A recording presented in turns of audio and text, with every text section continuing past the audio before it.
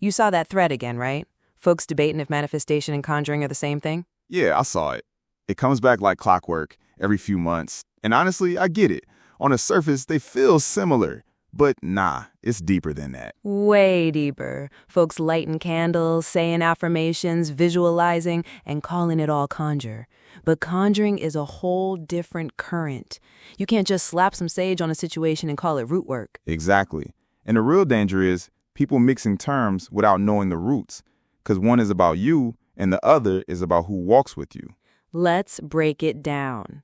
Today on Asseveration, we're talking the real difference between manifestation and conjuring, how they overlap, and how to use both without crossing spiritual boundaries. Let's get into it.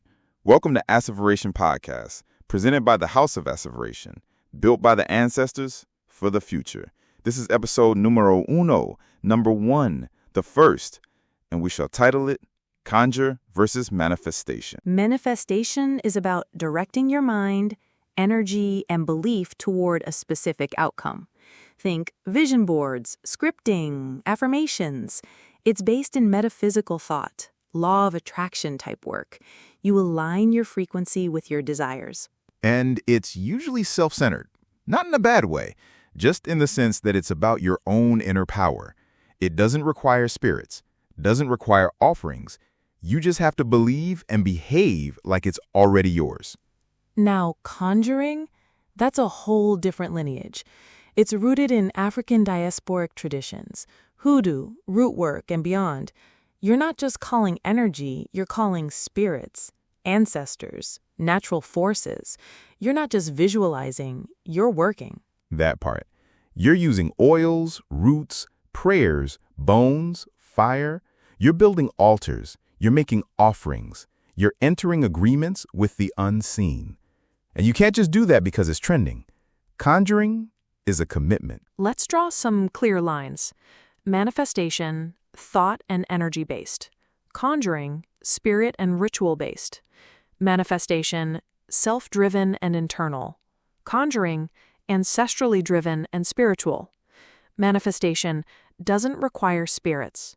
Conjuring requires relationships with spirits.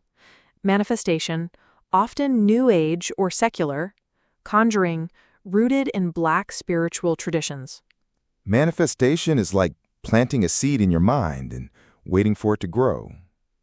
Conjuring is calling in the rain, the sun, the soil, and asking your people to help you tend the garden. Now, they're not enemies, let's be clear.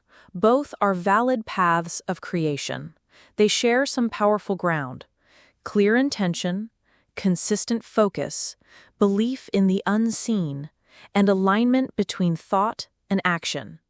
But where manifestation says, I am powerful, conjuring says, I call on the power of spirit. Where manifestation says, I attract, conjuring says, I activate. Now here's where the real power hits.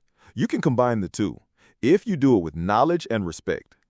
Start with manifestation. Get clear on what you want. Write it, speak it, feel it.